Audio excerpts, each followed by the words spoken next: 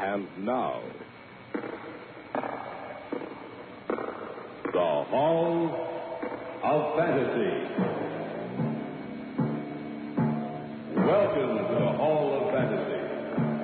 Welcome to the series of radio dramas dedicated to the supernatural, the unusual, and the unknown. Come with me, my friends. We shall descend to the world of the unknown and forbidden, down to the depths where the veil of time is lifted, and the supernatural reigns as king. Come with me and listen to the tale of The Idol of Cruac.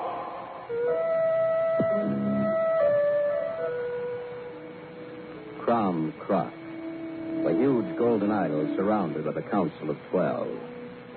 Cruac, to whom human sacrifice was made. Cruac, a name stretching back into the misty and half-forgotten years of the past, back to the time of the Druids, Caesar, and the Roman invasion of England, back in time where history becomes vague and guesses. Yet, through those years, from the mists of ancient remembrance to the modern world of today, there echoes the name of Cruac.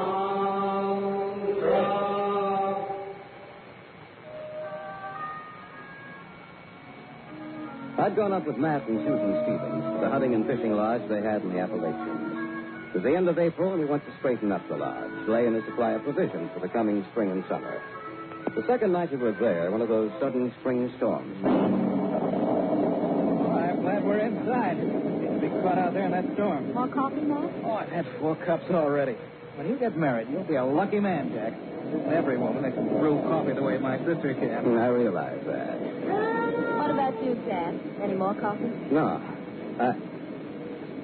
But I heard something. Like what? I don't know. I didn't hear anything. Oh, it must have been the wind. It won't be long before the fishing season opens. I can hardly wait to get up there with my rod and reel. We've laid in a fairly large supply of food. The only things we'll need to pick up are eggs and bread and... Listen. Oh, I heard it, too. Someone's calling for help. Come on. We'll slip our slickers on. Yeah. You better keep the coffee hot, Sue. We may be bringing someone back with us. All right. All right, let's go. Right. Oh, it's a rotten night. I wonder who that is out there. Probably someone who got lost. We'd better call to him. Maybe he can hear us. Hello? Can you hear me? Hello out there. Where are you? Let's try it together. All right. Hello? Can you hear us? Listen. I can't tell a thing with this storm. Where are you? By the lake. Could ask which one, but I'm afraid he wouldn't understand. Let's try our lake. Right. We're coming for you.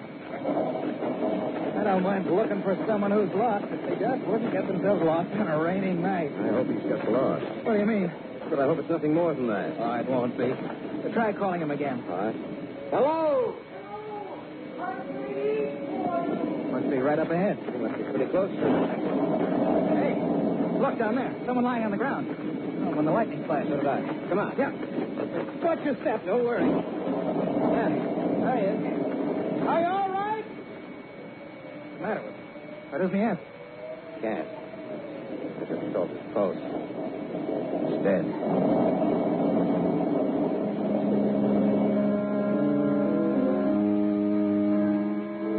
We decided to carry him back to the cabin. It's pretty heavy and pouring rain made it extremely difficult to keep our footing as we struggled up against the storm. He actually hadn't been farther away than 1,000 feet, but it took us almost half an hour to get him back up the slope to the lodge. Open up, Sue! Oh, you found it. Yeah, that's right. We'd better set him down on the cot in my room. Right. But what's the matter with him? All right. Set him down. Okay. Did he pass out? No. Well, then, He's dead. what are you going to do with him? Just a minute. Look at the clothes he's wearing. Oh, I don't see. Looks like he was going to a costume ball. Looks like he came over on the Mayflower. The clothes he's wearing went out of style hundreds of years ago. But what would a man be doing out in a storm in clothes like those? I don't know. Oh, what was that? He had something in his hand. Looks like a little statue of some kind. Look at it. hollow. There's a piece of paper inside. Wait a minute, let's see what it says. What does it say, Jack? It's a map of some kind. There's a line drawn on it. It's right here. Look, that little irregular circle down there, that looks like Mirror Lake, where we found it. It's not called Mirror Lake in this map. It says Old Beltane. It's written in Old English. Old English? That's right. Ever read the Canterbury Tales? Notice the spelling on this map. It's the same. Well, you're right. Trail on the map. He must have been following it. If that's Mirror Lake, then he came over the mountains right here. Yeah, but there's no path through the mountains at that point. This map says there is. He was following it. You know, we better follow the trail on the map. Reach his people. Let them know what happened. They can come back and get him. It doesn't seem to be too far. I don't think it is. What about it? I guess we might as well. Soon? I guess so. We'll leave him here, and we can bring them back, and they can take him back with them. What was that? I don't know. Hey, something's opened the door. What's the matter? Oh, look! Out there by the trees. An old woman. Clothed all in black.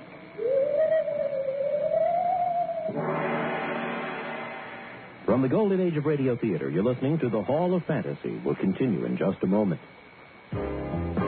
The Arriva Rainbow Showroom presents the hilarious comedy of Pat Cooper on Friday, September 13th. Truly one of the finest comedians of our time. You're guaranteed to laugh from the beginning of this show to the end. Pasquale Caputo, known as Pat Cooper, was a favorite opening act for Frank Sinatra in Las Vegas and concert halls all across the country. Now he performs regularly in Atlantic City and Las Vegas to sold-out audiences as well as major theaters. In the past year, Pat has appeared on top television shows including Seinfeld, Letterman, Regis and Kathy Lee, Howard Stern, and many more. Pat Cooper's long-awaited return to Arriva will bring people from everywhere to see him, so don't miss this show. Enjoy all the great dinner shows coming to Arriva. L'Oreal, Pat Cooper, Sam Butera, the Stan Kenton Tribute, Dick Contino, the Gaylords, and Soupy Sales too. Seating is limited. Call Arriva at 810-573-8100 for reservations. Arriva, located on 12 Mile Road west of Van Dyke. When you open a window, it should stay open. And when your windows are closed, you shouldn't feel a draft. If your windows leak, stick, or just look bad, it's time to replace them. Time to call Century 21 Home Improvements at 1-800-633-2222. Call now and save 10% up to $750 on premium custom fit windows. That's Century 21 Home Improvements, America's most experienced home improvements business. For replacement windows, they will always open and easy to clean with a custom fit that means no more drafts. Call 1-800-633-2222 for a free in-home estimate. Call now and you'll save 10% up to $750. Not available in all areas. The offer ends September 30th. Sold, furnished, and installed by American Remodeling Incorporated, an independently owned and operated contractor. Not valid on prior sales or with any other offer. Need new windows? Call Century 21 Home Improvements now at 1-800-633-2222. That number again is 1-800-633-2222. U.S. offer only. And now back to the Hall of Fantasy. The dead man we had brought back to the cabin with us had held a small statuette in his hand. It had fallen to the floor, and inside it we found a strange map with a trail outlined on it. We decided to follow that trail to reach his people and let them know what had happened to them. Suddenly the door had thrown open, and Susan screamed. An old woman. And she's pointing at us. I don't see anything, Sue. So do I. I was sure I'd seen something. Close the door, Jack. Right. Now, there's nothing out there, Sue. Nothing at all. Maybe not, but what about that strange wailing cry we heard? I'll admit I heard something, but what it was, I don't know. Probably an animal frightened of the storm. I'm not so sure. Don't worry about it, Sue. Well, we might as well turn in now if we're going to hit the trail early tomorrow.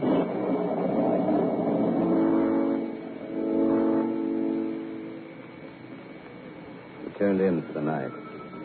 Several times as I lay there in my cot, I thought I heard a strange wailing cry. But I put that down to my imagination. And for some reason, I was afraid. I fell off to sleep about 1 o'clock. Sometime during the night, the skies cleared and the storm was over. We got up at 6, and by 7 o'clock, we'd scudded out on the trail. For a while, it was easy going, but about 9 in the morning, we hit a stretch that was very difficult for us to follow. Thanks. Be very careful. One misstep, and that'll be the last one you take. We're up pretty high. I've never been up here before. Have you, Matt? No, I don't think anyone has. Why did you both bring guns? Can't tell what we might meet up here. The map's been pretty accurate, Jack. Every lake, every stream, even where the trail gets rough. That's right. The Twin Peaks are right in front of us. Yes, but I can't see any way to get through. Well, according to the map, there's a narrow passage between the peaks. Oh, I hope it's right. It's been right so far. Watch your step. Don't worry. I will. In a short while, we came to a clearly defined trail. The terrain over which we had just passed seemed almost a barrier so that no one could get in or out except with great danger. We came at last to a solid wall of rock 1,000 feet above us towered the Twin Peaks. I don't see any way of going any farther. Nothing but solid rock up ahead. Hey, wait a minute. What do you see? Come on. Maybe I'm wrong, but I think I see an opening. Matt, you were right. There is an opening just large enough for a man to walk through. According to the map, the trail ends behind those peaks. I wonder what we'll find there. Well, no, but we won't find anything unless we start through. Come on, let's go. Yeah. Hey, I can't hear myself think. That's because the wind's rushing through here. You two had better concentrate on getting through. It gets narrower up ahead. The passage between the rocks twisted and turned. Some places so narrow that we had to literally squeeze ourselves through. Several times we thought we'd have to turn back. The obstacle was overcome and we pushed ahead. With the wind always howling about us. Look! It's widening. Just another few feet to go. There's the end of it. Come on. I hope we find his relative. It's going to be a hard trip back. Look. Oh, a hidden valley. Surrounded on all sides by the mountains. Trail we followed must be the only way in. Well, I see some houses down there. Matt, look at them again. Why? You don't build houses like that nowadays. I'd almost think I was in old England. Look. Where? Oh, there. That man is coming, and he's dressed just like the other one was. He seems friendly. From where had he come?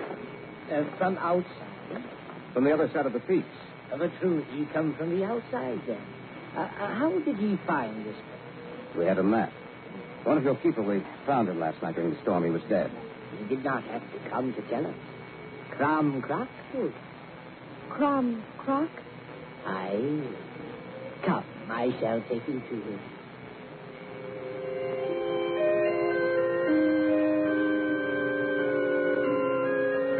The man led us down the slope onto the valley floor. We followed him, and he seemed friendly enough, talking always in that queer, antiquated way of his. I noticed as we walked that others followed it. They said nothing, trailing us silently, and I got the crazy idea that we were prisoners. He led us away from the houses into an area thick with oak trees, finally taking us into a clearing surrounded completely by those giant oaks. Up there. Yes, I see them. 13 giant statues, just like the small one the dead man had in his hand. 12 stone, and the one in the center is gold. Why don't those people say something? They just stand there watching. That statue in the center, the gold one. It almost seems to be alive. It seems like it's watching us. But I thought, too. Listen. It's a drum of some kind. Who are these people? The clothes they wear. I've seen costume movies and plays where they wore clothes like that, but no one wears clothes like that now. Druid. What was that? Of course. Druids. Don't you remember your history, Matt? You should have known. No, what? Listen to me. You saw the oak tree surrounding this place, and you can see the 12 statues and the gold one in the center. That's the Council of 12, and the gold statue is Cromm. We've stumbled on something out of the pages of history. True. I've heard that before. Of course you have. Caesar's legions found them when they first invaded England. The worship of Cromm was forbidden, just as the worship of Sybil, the Magna Mater, was forbidden. The Druidic priests kept the belief alive. And then in 1641, all traces of the Druids disappeared from England. Well, what happened to them? Well, according to the evidence, an unknown ship left England in May of that year. It was ostensibly bound for the same area where the Mayflower colonists landed. But it never reached here. Or so they thought. But they must have reached here, found this hidden valley, and kept their people and beliefs alive. These must be their descendants. date? The date? 1st of May. The day they sacrificed offerings to Cromm. What? That's right. Some parts of Ireland, the Scottish Highlands, and in Brittany, the day is still celebrated. Not with human sacrifice as it used to be, but with token sacrifice. Human sacrifice. That's right. Wait a minute. Look, There's a man in a white robe. he's raising his arm. Cromm has returned to us not one, but three. This night they'll take fire, flame. Then we shall offer not one, but three to the idol of Cromm.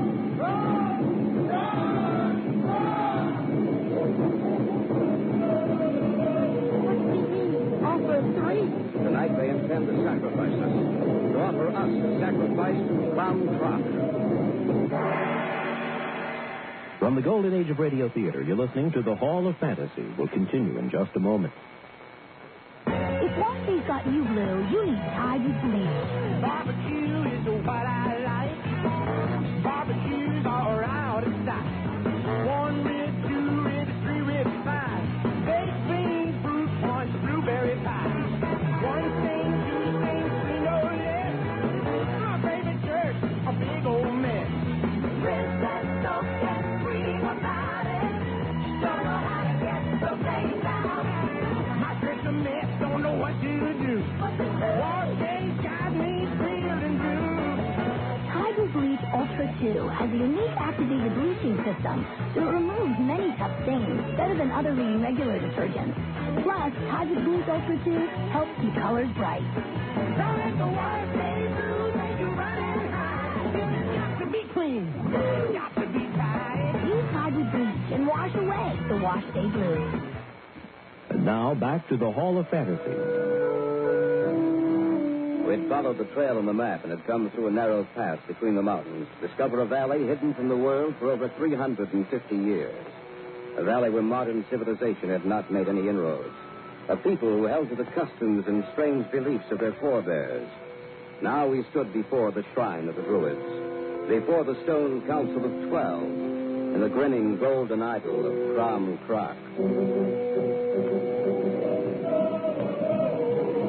What does he mean? Offer 3? Tonight they intend to sacrifice us. To offer us a sacrifice to the idol of Cromm. Are you serious? Of course I am. What are we going to do? We have our guns. We wouldn't stand a chance with them right now. There's too many people here. We'll have to wait till later when so many of them aren't around. Then we can make our move. But what are they going to do with us now? Well, let's wait and see. Well, they're through chanting. Yes, and their leader is coming toward us. Yes, baby. We found one of your people outside beyond the mountains. We wanted to tell you that he was dead. The hag of Beltane followed him. A spectral woman clothed in the garb of black. She rode upon his shoulders and struck him down. The old woman I saw last night, remember? Your eyes perceived the hag of Beltane.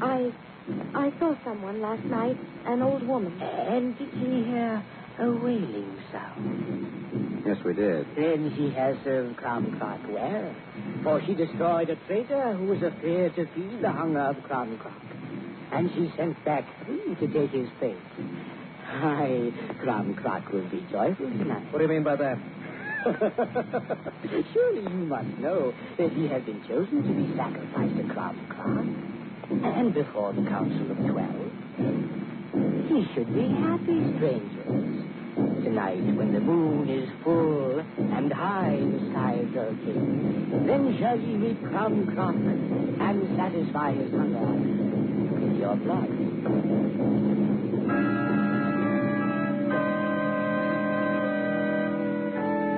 The leader raised his arm, and in an instant we were surrounded by these strange people. They led us to a structure directly behind the golden idol of Cromm. It was surrounded by a half circle of trees, giant oaks. A half circle such as the 12 stone idols made, fanning out on either side of Cromm. They secured the doors and put a guard outside, lest we should try to escape. What are we going to do? There's nothing we can do right now. We'll have to wait. We still have our guns and ammunition. How much ammunition did you bring? A couple of boxes. You? About the same. Jack, how much do you know about the Druids? Well, just a little. What about the ceremonial sacrifice? Well, They built a fire tonight, a colossal fire. They call it the Beltane fire. Then what happens? They'll expect us to run through it. The sacrificial altars on the other side, just before the golden idol of Cromm. They think the fire purifies us, makes us fit to be sacrificed to Cromm. How horrible. Our only chance is in trying to escape. Yes, but how? Fire. The Beltane fire. What? These guys have an idea that they let us escape. At any rate, it's worth trying. If it works, we'll live. If it doesn't, it won't make any difference to us after we're dead.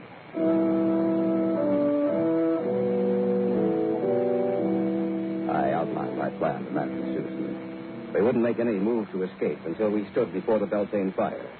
Then we'd make the move and hope that we succeeded. They kept us there without any food or water. As the sun settled down behind the western peaks and a darkening blue filtered through the sky, they heard a great deal of activity outside. As the evening arrived, the drums began. They'll be coming for us soon now.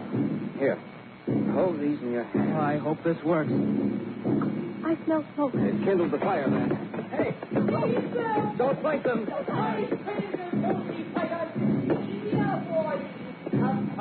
We're ready.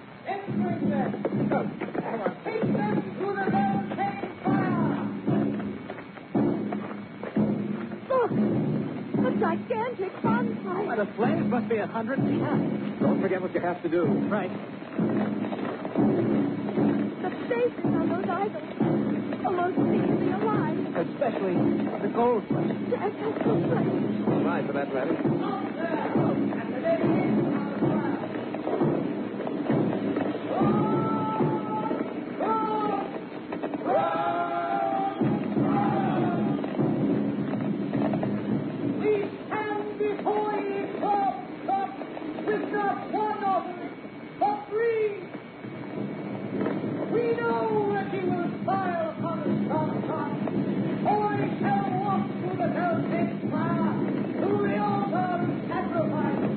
All right, throw the bullets into the fire now.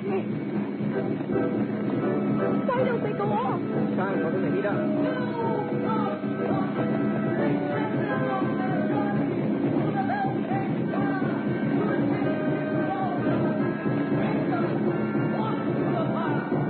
They're all going to go off in a second. Make a run for it.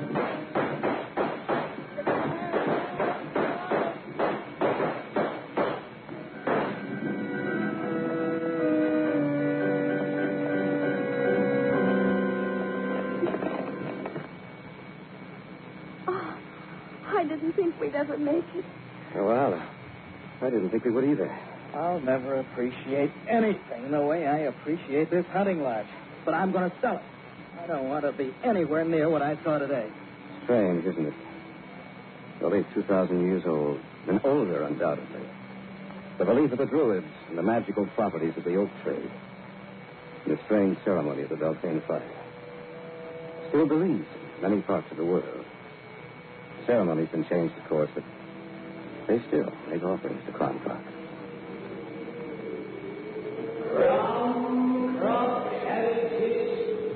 As long as those who believe in him shall exist, look you then into the shadows. What see you there? The idol of Cromm.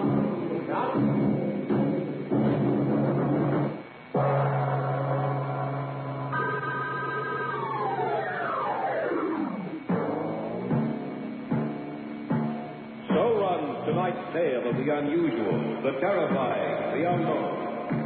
Join us again when next we journey down the corridors of the Hall of Fantasy to hear another strange tale of the supernatural. All characters and events portrayed in these programs are fictional, and any similarity to actual events or persons, living or dead, is purely coincidental.